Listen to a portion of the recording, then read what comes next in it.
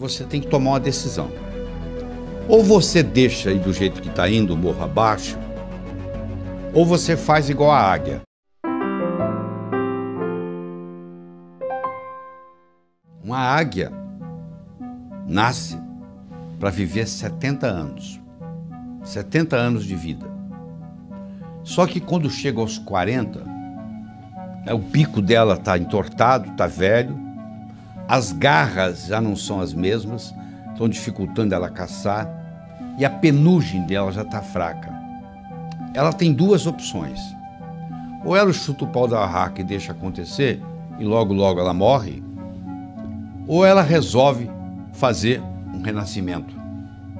Ela procura uma região onde tem uma pedra, onde tem água por perto, onde ela pode caçar roedores por ali, e ela decide ficar naquele lugar por 150 dias, 5 meses.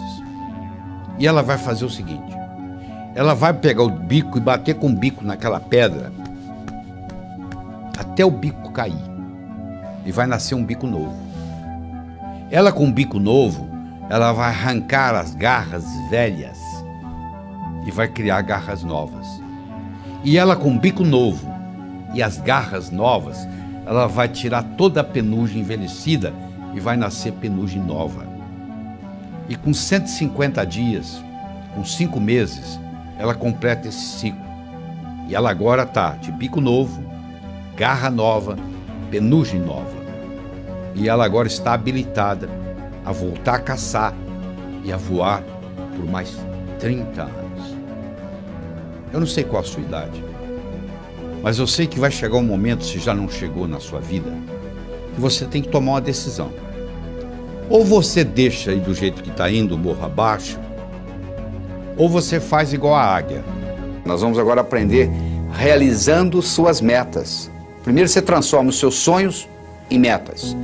Depois você transforma suas metas em realidade. Como é que você faz isso? Muito simples. Primeiro, tem que ser sua. Por que você está estudando medicina? Ah, porque o papai gosta. Então mande seu pai fazer o vestibular. Ninguém tem direito de escolher profissão para os outros. Você tem que ter a meta sua, só pelo prazer de ter, para ela se manifestar no universo. É só isto, mais nada. O dinheiro vem como consequência. Então, primeiro tem que ser sua. Você está fazendo o que você gosta? Se não tiver, você muda. Segundo, a sua meta tem que ser grande. Você tem que mirar na lua, porque se você errar, você ainda vai estar entre as estrelas. Em 1976, quando eu me mudei para os Estados Unidos, eu falei para um amigo meu: em 3 anos eu vou ensinar cardiologia para os americanos. Ele riu de mim. Sabe quanto tempo levou? Em 8 meses eu dei a minha primeira apresentação em Washington, D.C., para 400 cardiologistas. Quando eu contei para o meu amigo, ele riu, eu sabia que o tamanho estava bom. Tenha metas grandes, que você valer a pena você brigar por elas, porque meta pequena não lhe estimula. Se você mirar na lua e errar, você vai estar entre as estrelas. Tem que ser grande. Terceiro, ela tem que ser positiva. Não é o que você não quer, é o que você quer. O que você quer na vida? Eu não quero doença, eu não quero pobreza. Eu não estou perguntando o que você não quer. Eu quero saber o que você quer. Se você se concentra no que você não quer, ao invés de se concentrar no que você quer, é como se você estivesse dirigindo um carro olhando pelo retrovisor. Você sabe de onde você está vindo, você não sabe para onde você está indo. Você tem que concentrar naquilo que você quer, colocar energia. Eu não quero ser igual ao meu pai. Ser igualzinho ao seu pai, todo mundo sabe disso, menos você. Porque quando você diz eu não quero ser gordo, você pensa em gordura. Quando você diz eu não quero ser pobre, você pensa em pobreza. Você sabe que tudo é criado 2 vezes. Primeiro você cria aqui, depois você se manifesta no seu universo físico. Você tem que ter objetividade, ela tem que ser objetiva. Ela tem que ser datada, tem que ter uma data. Quando que você quer isso? Ela tem que ser específica. O cérebro trabalha ciberneticamente. Cibernética trabalha com especificidade. Você imagina um termostato no ar-condicionado de uma sala e você pergunta para mim que temperatura que eu coloco aqui. Eu falo mais ou menos. Você vai colocar o quê? Agora, se eu falar 21 graus Celsius, você vai lá e coloca. O que você quer? Eu quero dinheiro. Dinheiro você já tem no bolso. Ah, eu quero mais. Vou te dar mais $1, tá bom? Não adianta, não é só. Você tem que ser específico. Você quer quanto? Eu quero $50 mil na minha conta até o final do ano que vem. Eu não estou garantindo que você vai obtê-lo, mas eu posso lhe dizer que a chance de você obter aumentou violentamente. E todas as vezes que você quiser chegar a algum lugar, você tem que saber de onde você está saindo. Uma vez eu estava dando um curso nos Estados Unidos, o sujeito falou assim, eu quero $50 mil na minha conta até o final do ano. Eu falei, quanto você tem? Ele falou, não sei. 2 semanas depois ele me liga, você não vai acreditar, eu somei o que eu tinha no banco, eu tenho $55 mil. Ou seja, ele estava pedindo o que ele já tinha. Aliás, ele não é o único na jogada. Tem gente que diz assim, Deus, meu Deus, eu quero talento. O que você acha que é talento, meu? Você acha que o pianista, ele sentou no piano e tocou? Ele praticou anos e anos e anos e anos para chegar lá. É verdade? Você acha que essa eloquência que eu tenho aqui conversando com você diretamente, isso apareceu da noite para o dia? Eu dou aula desde os 12 anos de idade. Então, essa história de talento tem muito a ver com a prática. Quanto mais você pratica, mais sortudo você fica. A sua meta tem que ser específica. Ela tem que ser datada. Você tem que saber de onde você está saindo. Qualquer lugar que você quiser, você liga para mim e diz assim, como é que eu chego aí? Eu pergunto de onde você está. Onde você está? Ah, não sei. Então eu não posso lhe ajudar. Você precisa ir a qualquer lugar, você tem que saber de onde você está saindo. Quais são as suas qualidades. Põe uma meta que seja significativa. Ela tem que ter uma importância para você e para os outros. Não é uma coisa que só você vai se beneficiar. Se só você se beneficiar, ela não é ecológica. Às vezes ela não é ecológica nem para você. Ecológica, a meta sendo ecológica é importante. Eu não posso divulgar o meu trabalho pelo mundo todo e ao mesmo tempo passar 5 dias da semana com os meus filhos, com a minha família. Se eu quiser fazer a mesma coisa, simultaneamente, divulgar o meu trabalho e passar 5 dias com a minha família por semana, uma dessas duas não é ecológica, porque uma vai brigar com a outra. Porque eu estou querendo criar 2 metas praticamente antagônicas. Eu não posso viajar pelo mundo todo, pelo Brasil todo, e ao mesmo tempo ficar 5 dias com a minha família por semana. Então você tem que ver que uma meta não pode ir contra a outra. A sua meta, ela tem que ser relembrada com frequência. Não é você chegar no dia 31 de dezembro e escrever o que você quer para o ano seguinte, você tem que estar constantemente olhando o que eu quero. Às vezes muda. Às vezes você perde o interesse, às vezes uma meta que você tinha, você fala, não quero mais. Eu tinha vontade de ter essa meta, hoje eu não quero mais. Porque às vezes você trabalha anos por uma meta que você queria e você esqueceu que não quer mais. E quando termina, e aí? E agora? Ah, eu não quero isso mais. Você podia ter decidido isso muito tempo atrás, porque os seus valores mudam, os seus interesses mudam. Quando eu tinha 20 anos de idade, eu era capaz de viajar 10, 20, 30 horas para pular carnaval. Hoje eu quero distância de carnaval. Ou seja, os meus interesses mudaram, os seus também. Avalie aquilo que mudou e não fique batalhando naquilo que você realmente às vezes não quer mais. Você tem também de fazer aquela divisão. Todas essas metas com essas características e divididas, aí sim vai ter um impacto diferente na sua vida. E você tem que fazer a meta, não é o que você quer em 1 ano, 2, 5, 10, não. É o contrário. É o que você quer em 10 anos, o que você quer em 5, é de lá para cá, ou seja, do futuro para o presente. Onde que eu quero estar daqui 10 anos? Para eu estar lá daqui 10 anos, onde que eu tenho que estar daqui 5? Para estar lá daqui 5, onde que eu tenho que estar daqui 1? Para estar lá daqui 1, onde que eu tenho que estar e assim por diante. Aí você descobre o que você vai ter que fazer amanhã de manhã, mas olhando lá na frente, nos 10 anos. Parece uma coisa simples, mas faz uma diferença enorme. Você primeiro olhar lá nos 10 anos e trazer de lá para cá, do que daqui para lá. Então, com essas características que eu acabei de lhe apresentar, eu acho que você deve escutar, assistir esse vídeo várias vezes seguidas para saber as características da meta ser grande, ser sua, ser positiva, ser objetiva, ser datada, ser específica, ser significativa, ser ecológica, ser relembrada e ser comensurável. Uma coisa tem que ser medido. O que você quer? Eu quero mais felicidade. O que você quer? 20% mais feliz esse ano do que ano passado? Você pode medir felicidade. Felicidade não é meta. Felicidade é estado de espírito. Fica feliz agora. O que está te segurando? Meta é uma coisa que você tem que estar num ponto e tem que chegar no outro. Existem etapas. Felicidade você não precisa de etapas. Você pode ficar feliz agora. Então meta é coisa comensurável. Você pode medir. Eu quero isso, eu quero aquilo, eu quero tanto no banco. E isso tudo tem que ser relembrado com frequência. No momento que você começa a trabalhar com tudo isto, e eu criei um mnemônico chamado Pode-se Crer, que ajuda você a relembrar todos esses tópicos que nós só acabamos de discutir.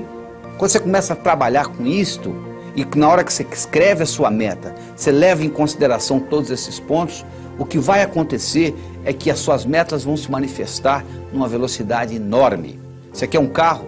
Tá bom, que marca, que cor, como que é o painel, como que é o estufamento e etc. No momento que você começa com mais detalhes, no processo cibernético, isso se manifesta de uma forma diferente. O bolo do sucesso, onde eu escolhi 6 ingredientes. O primeiro é você ter uma boa autoestima. O número 1 é você. Primeiro você cuida de você. Você já viu no avião? Lá vem a aeromoça lá e fala assim, ó, se por um acaso cair a concentração de oxigênio na cabine, vai cair uma máscara. Se você está com a criança, você faz o seguinte, você primeiro põe em você, para depois cuidar da criança. Ou seja, let me be a better me for me, and I'll be a better me for you. Deixa eu ser uma pessoa melhor para mim, eu serei uma pessoa melhor para você. Você entendeu? O termômetro mede a temperatura da sala. Eu chego aqui, está 21 graus Celsius. É a temperatura da sala. Agora, isso é o termômetro. Agora, se eu colocar aqui um termostato e colocar em 15 graus, mesmo que lá fora esteja 30, aqui dentro vai estar 15. Porque o termostato vai baixar a temperatura ou subir, de acordo com onde eu coloco a temperatura. A autoestima é um termostato para a vida. Quanto que eu mereço? Quanto é que você está ganhando? Se eu falar que você vai, mês que vem, multiplicar por 10 o seu faturamento, você vai acreditar? Não. Você fala, não é possível. Quem é que vai... Se ganho um mês que vem eu vou ganhar 10? Eu sei, mas por que você está ganhando 1 e o seu amigo está ganhando 4? Fazendo a mesma coisa. Com o mesmo talento. Pode ser que ele tenha um marketing melhor do que o seu, pode. Mas pode ser também que ele tenha um termostato de autoestima melhor do que o seu. Então, o que você merece é o que você tem. O merecimento que você acha que você vale está expresso aí na sua conta bancária, no carro que você dirige, na casa que você mora, na família que você tem. Está aí, é só você olhar. Se você quiser mais, você tem que sentir merecedor de mais. E para sentir merecedor de mais, escuta, você tem que subir a sua autoestima. A segunda é a sua capacidade de se comunicar, que é fundamental, principalmente no mundo de hoje, onde a comunicação é talvez o mais importante de tudo no sucesso. Eu posso ter 2 indivíduos que têm QI de 145, quase gênio. Um está muito bem na vida e o outro está desempregado do quarto Jack. Você vai ver a diferença, um se comunica bem e o outro não dá nem bom dia para o vizinho. Então, no momento que você melhora a sua capacidade de se comunicar, você passa a valer mais no mercado. Essa é a realidade. Terceiro, é a sua capacidade de estabelecer objetivos, criar estratégia. Em 1953, eles pegaram todos os formandos da Universidade de Harvard e perguntaram para eles assim, o que você vai fazer nos próximos 6 meses, próximo ano, próximos 5 anos, próximos 10 anos, próximos 15 anos, próximos 20 anos. A grande maioria, como acontece aqui no Brasil, não tinha nada por escrito. Não tinha nada, não tinha nenhum... Ah, não sei, eu vou ver o que vai acontecer. Eu vou deixar a vida me levar, né? Mas 3% daqueles estudantes, eles tinham por escrito o que eles iam fazer com 6 meses, com 1 ano, com 5, com 10, com 15, com 20 anos de formado. Em 1973, eles pegaram aqueles que ainda estavam vivos e fizeram uma avaliação. Então, aquele grupo que tinha por escrito era 3%. Valia mais do que os 97% junto em todos os aspectos. Então, eles viram se a inteligência era diferente? Não. O background familiar era diferente? Não. Tudo era igual. As notas que tiravam na escola, a única diferença que fazia diferença é que eles tinham por escrito. Então, os nossos, por isso que a empresa multinacional, ela pega os objetivos do ano que vem e coloca até setembro por escrito. Tem que estar ali no papel. Aquilo tem que ser recordado com frequência. Você tem que colocar ali e você tem que datar.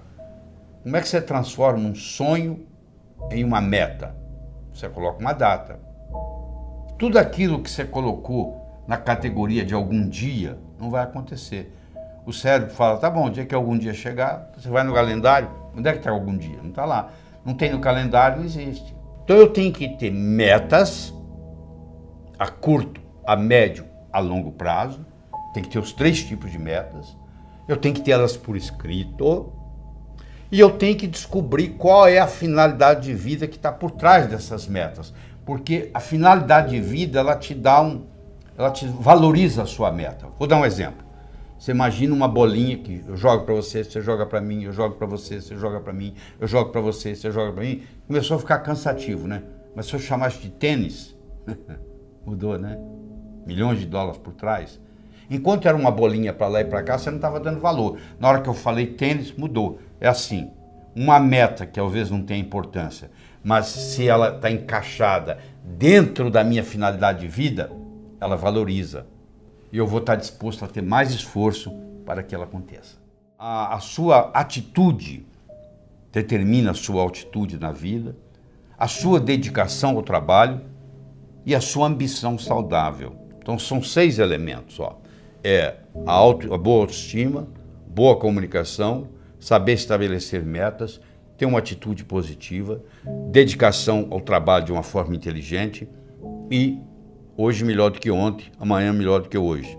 O japonês chama de Kaizen, que é melhora contínua. A palavra Kaizen, no Japão, 1945, Hiroshima, Nagasaki, 40% do Japão destruído. Com essa simples filosofia de uma palavra, que é K-A-I-N-Z-N, Kaizen, que é melhora contínua, o Japão saiu de lá e hoje ele é o 3º per capita no mundo, entendeu?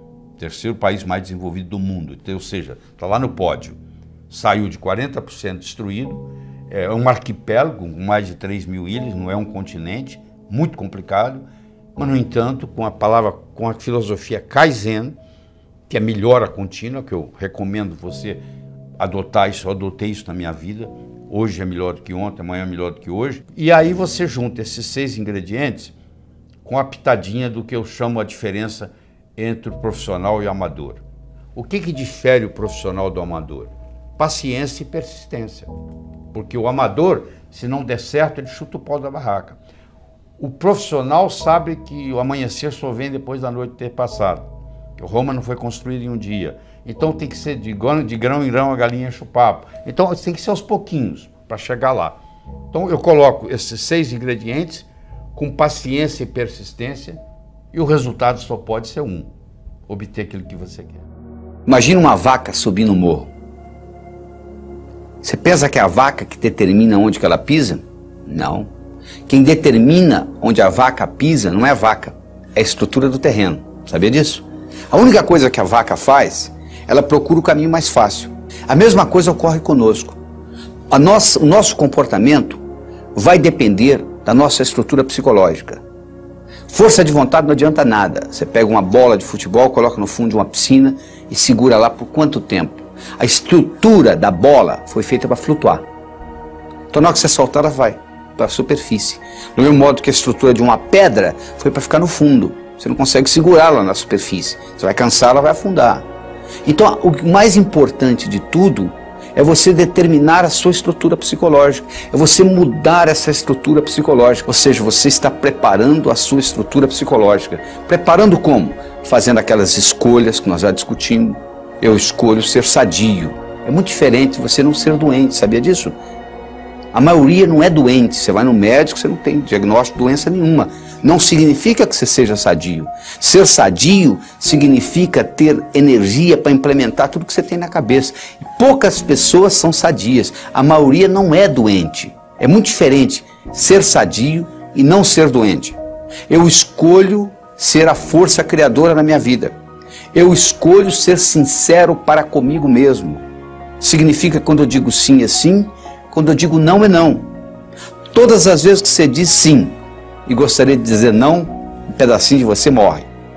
Isso, quando você faz essa estrutura, você está se estruturando para longo prazo, para fazer um processo de longa duração. Aí sim se mantém. Porque se você fizer só com a força de vontade, é aquilo que ocorre no 31 de dezembro. Uma semana depois, não tem mais nada. Agora, se você mexe na sua estrutura psicológica e implementa isso, isso fica uma coisa constante. E um modo de você fazê-lo é você ter os seus sonhos, você ter as suas metas e você manter os seus olhos nas metas. Sabe qual a diferença entre etapa e obstáculo? Se você está no ponto A e quer ir para o ponto B, Existe um espaço para percorrer entre o ponto A e o ponto B. Então, se você tirar os olhos da sua meta, o que você encontra entre o ponto A e o ponto B, você vai chamar de obstáculo.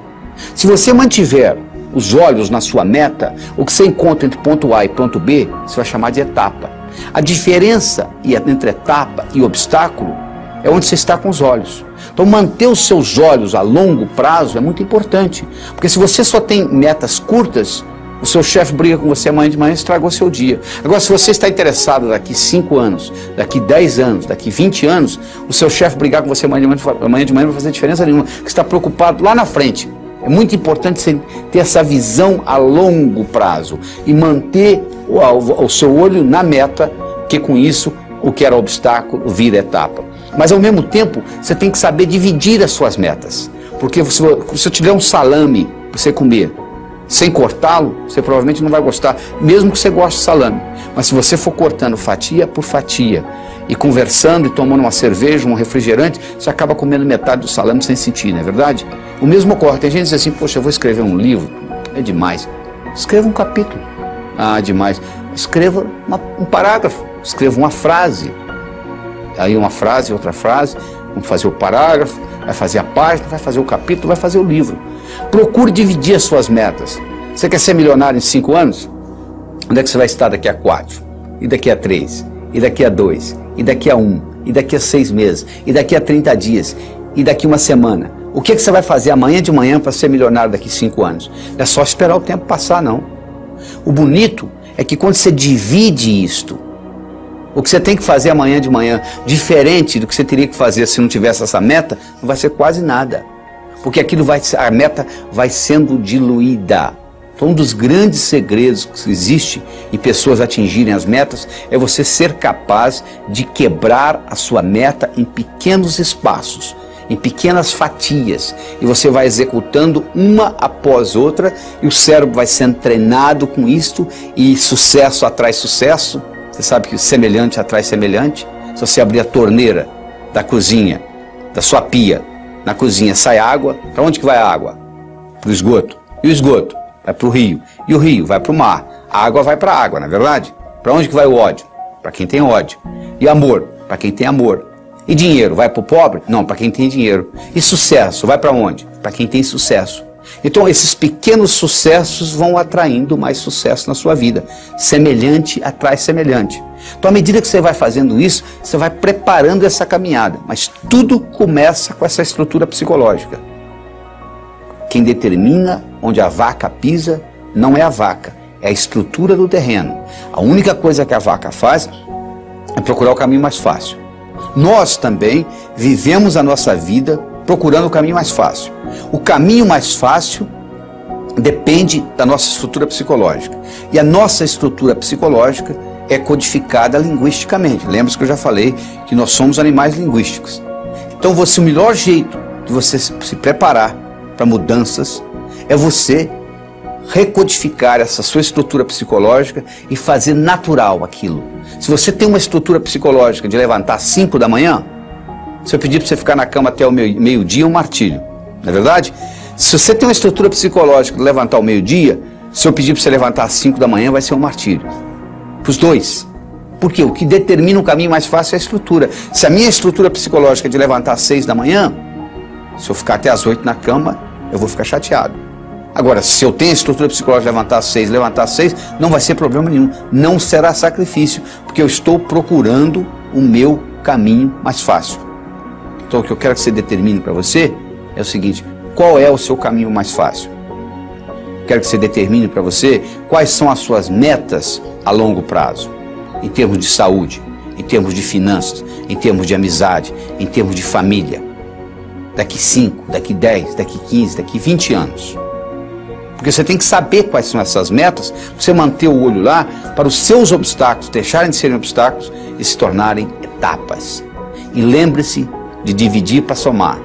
Ou seja, você quebra as suas metas em pequenos pedacinhos e com isso fica mais fácil a digestão. Com isso fica mais fácil você atingir uma por uma dessas metas. É a história do Coronel Sanders.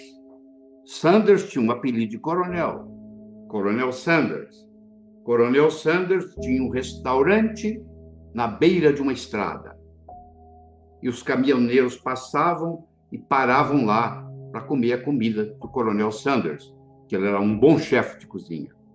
Especialmente, ele tinha uma receita que ele tinha ganho da avó dele, que era uma receita de galinha frita. Então, ele era famoso, o restaurante era famoso por causa da receita da avó do Coronel Sanders. O governo de Kentucky resolveu mudar a direção da estrada. E o seu restaurante, que era um restaurante de beira de estrada, deixou de ser de beira de estrada. E ele, com 65 anos de idade, ele resolveu, não tinha cliente, ninguém ia sair da rota para ir lá visitar o restaurante dele. Ele ficou sem cliente, como muitos restaurantes estão hoje, sem clientes. E aí, o que aconteceu? Ele pediu aposentadoria. 65 anos, tinha direito ao Social Security, pediu aposentadoria. Quando chegou o primeiro cheque de aposentadoria dele, ele mostrou para a mulher dele e falou assim: como é que nós vamos viver nisso? Não pode ficar assim. A única coisa que o Coronel Sanders tinha era uma receita de galinha frita que ele ganhou da avó. Ele pegou aquela receita de galinha frita, ele visitou 21 restaurantes. Olha, eu tenho essa receita, eu tinha um restaurante na beira da estrada, ele deixou de ser na beira da estrada, entendeu? Eu quebrei, eu tive que me aposentar. Você não quer? Eu posso fazer aqui, a gente pode fazer uma parceria. Ninguém se interessou. Até que, finalmente, a persistência dele, o universo conspira a favor, chegou a hora. Ele chegou num deles e o indivíduo gostou da ideia.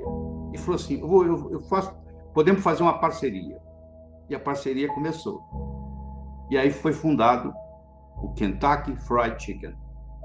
O Kentucky Fried Chicken, hoje, tem mais de 25 mil lojas. O Kentucky Fried Chicken domina o mercado de frango no Japão. E os importadores de frango do Brasil para o Japão, que o Japão é o maior importador de frango do Brasil, eles vendem principalmente para o Kentucky Fried Chicken. Então, o Coronel Sanders indiretamente está ajudando o Brasil. Agora eu lhe pergunto, um cara com 65 anos de idade, com um cheque de aposentadoria do Social Security, a única coisa que ele tinha com ele era uma receita de galinha frita. E ele consegue mudar o mercado de frango no mundo. Você está esperando o quê? Era uma vez, numa pequena ilha da Grécia, havia um sábio famosíssimo. Famoso porque, até aquele dia, todas as perguntas feitas a ele, ele soube responder. E a fama dele transcendeu a Grécia. Vinha gente de longe. Mas um dia, um adolescente, conversando com um amigo dele, adolescente, disse: eu acho que eu sei como é que eu vou enganar esse sábio. Eu vou pegar um pequeno passarinho, vou esconder nas minhas mãos, vou levar para ele e vou perguntar se está vivo ou morto. Se ele falar vivo, eu vou espremer e deixar cair morto nos pés dele. Se ele falar morto, eu vou abrir a mão, vou deixar o passarinho voar. Não interessa o que ele responder, dessa vez ele vai errar. Mas você imagina, o adolescente pegou o pequeno passarinho, colocou nas mãos, foi até o sábio, olhou para o sábio no olho e disse assim: sábio, diga-me, o passarinho nas minhas mãos está vivo ou morto? O sábio olhou para ele e disse: meu jovem, a resposta está nas suas mãos. Você que está aí, eu quero que você saiba que o seu sucesso, tanto pessoal quanto profissional, esteve, está e sempre estará nas suas mãos. Você não faz um bolo só com farinha, nem só com manteiga, nem só com ovos.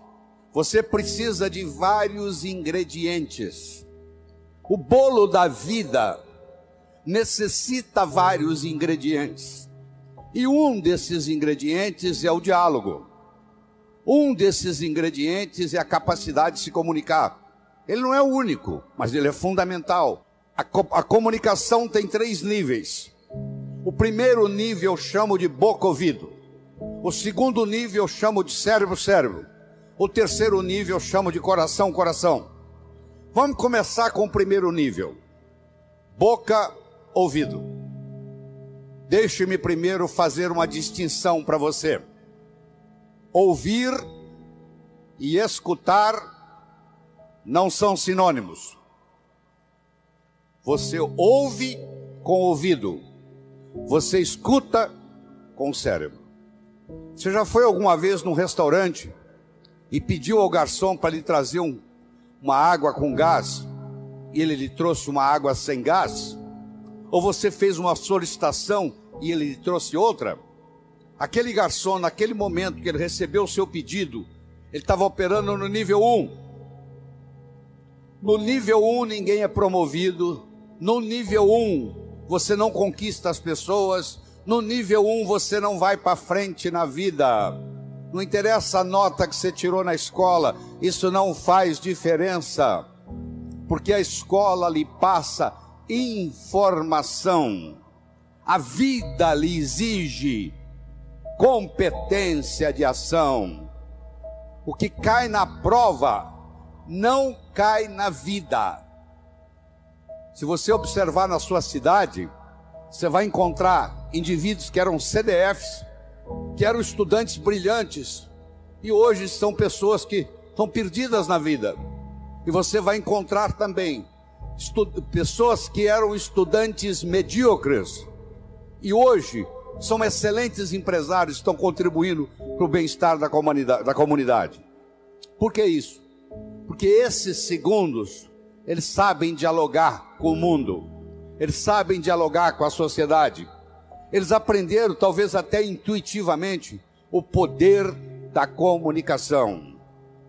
Então, se você me permite, eu vou começar a trabalhar nesse modelo do nível 1, boca-ouvido, nível 2, cérebro-cérebro, nível 3, coração-coração. Quando você está operando no diálogo nível 1, não acontece nada. É o pai que está dando um sermão para o filho. E entra num ouvido e sai no outro. E o pai não percebe que ele vem falando isso há 5 anos e não funcionou nada. Pelo contrário, o filho até ficou rebelde de escutar o pai falar aquilo. E o pai não se dá conta que aquilo não é diálogo, que é um monólogo que ele está falando para o vento. Porque está entrando no ouvido e saindo no outro. Eu só posso me comunicar com vocês se nós fizermos uma conversa que interesse vocês. Não tem outro jeito. No diálogo, na comunicação, nós temos que modificar um pouquinho aquela frase que você conhece. A frase é assim: faça aos outros o que você gostaria que fosse feito a você. A verdade não é bem essa. Faça aos outros o que os outros gostariam que fosse feito a eles. Se eu convidar você para jantar na minha casa em São Paulo, eu não vou lhe servir o meu prato favorito. Pode ser que você nem coma. Eu vou perguntar o que você gosta. Se eu quero agradar alguém num processo de diálogo, eu tenho que ver o que a outra pessoa quer ouvir. Eu vou começar por ali, e não o que eu quero passar. Quero que você entenda isso. Faça aos outros o que os outros gostariam que fosse feito a eles. Eu quero mostrar o meu ponto de vista para você, mas eu não me preocupo como que você vai receber esse ponto de vista. Aí sabe o que acontece? A natureza colocou um ouvido no mesmo nível do outro. Entra num ouvido e sai no outro. Aí não deixa de ser diálogo, passa a ser monólogo, porque não tem repercussão. Para esse diálogo se ocorrer, primeiro eu tenho que ter uma mensagem forte. Você só vai continuar me escutando se você estiver gostando da mensagem. Eu tenho que ter algo para poder passar para você. Essa é a mensagem. Segundo, nós temos que conversar de uma forma metafórica. Quando eu lhe conto uma história, você não pode dizer que você não concorda com ela. Eu estou lhe contando uma história. E dentro da história, eu coloco a ideia que eu quero passar para você? Era uma vez um navio de alta prioridade, porque carregava ouro. E de repente o motor desse navio enguiçou. E o dono do navio disse: para. Traga aqui o melhor mecânico da região. Eles trouxeram. Ele trabalhou um dia inteiro, não conseguiu consertar o motor. Ele disse: para. Traga aqui o melhor engenheiro mecânico do país mais próximo. Eles trouxeram. Ele trabalhou 2 dias, não conseguiu consertar o navio. Ele disse: para. Traga aqui de onde estiver, de helicóptero, quem montou essa máquina desse navio. E eles procuraram, encontraram e trouxeram ele e um assistente. E eles desceram no navio de helicóptero. Foram até a casa de máquinas, escutaram o barulho da tubulação, tocaram nos tubos. E tinha uma válvulazinha vermelha num canto.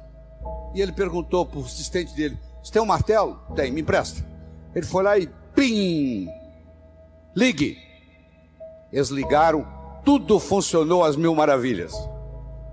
Os 3 indivíduos que trabalharam, o primeiro que trabalhou um dia, o segundo que trabalhou 2 dias, e esse que deu a martelada na válvula, mandaram as suas respectivas contas.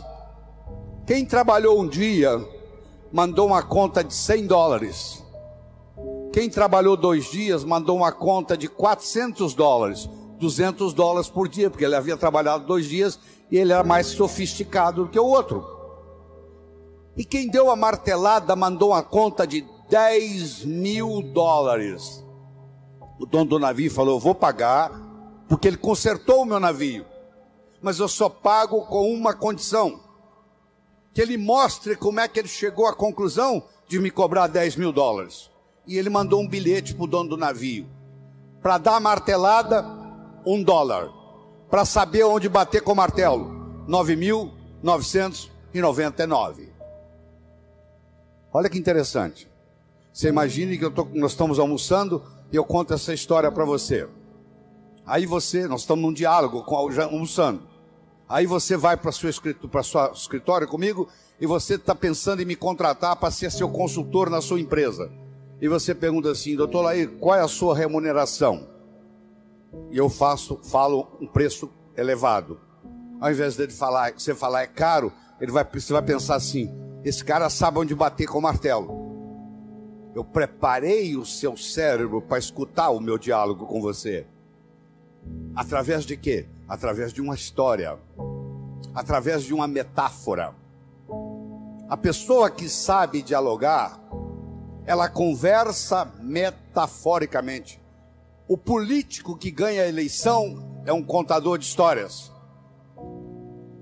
O padre que faz o sermão que agrada a todos é um contador de história. Porque quando você está contando uma história, a mente crítica baixa. Você conta a história e leva o que você quer levar junto da mensagem. E a mensagem entra na estrutura psicológica. Terceira coisa importante no diálogo é uma linguagem apropriada. Você já foi a um médico e o médico começa a usar aquela terminologia médica que só ele entende. E aí você volta e a sua família te pergunta: e aí, o que você tem? O que o médico falou? Ah, não entendi o que o médico falou. Esse médico não tem nada de inteligente. Ele tem que conversar numa linguagem que o paciente entenda. A própria Bíblia tem uma citação dizendo que se você não falar a linguagem de quem está lhe escutando, você está falando aos ares. E outra coisa importante é a percepção. Uma coisa é o que você está passando, a outra coisa é que o outro está captando. Ah, você é um vendedor? Sou. Você é um bom vendedor? Ótimo vendedor. E aí, você tem vendido bem? Não, tem vendido muito mal. Então você não é um bom vendedor. O aluno que diz que é bom aluno, ele tem que me mostrar um boletim bom. Eu não conheço bom aluno com boletim ruim. O mínimo que você tem que me mostrar como bom aluno são boas notas no boletim. Isso lhe caracteriza como bom aluno. Se você é vendedor e você não está vendendo o que você gostaria de vender, você vai me desculpar, a tecnologia, a abordagem que você está usando de vendas está sendo inadequada. Talvez a sua linguagem não está sendo apropriada, talvez a sua mensagem não está sendo forte o bastante, talvez você não esteja fazendo uso dos recursos da metáfora, das histórias. Semana passada teve um cliente aqui e eu falei para ele o seguinte: aí você pode falar o que você quiser. Você está falando, você está contando para esse cliente que está na sua frente o que você fez com o cliente da semana passada, o que você falou para ele. Mas na realidade você está falando para esse escutar, mas você usou o artifício metafórico de que você está falando para o outro. E quando você trabalha esse fenômeno do diálogo desse jeito, quando você termina, a pessoa se sente convidada a participar das suas ideias. Ela se sente...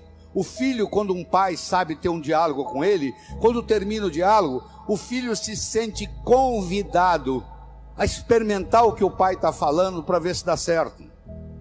É um convite que ele recebe. Era uma vez um escritor que vivia à beira-mar.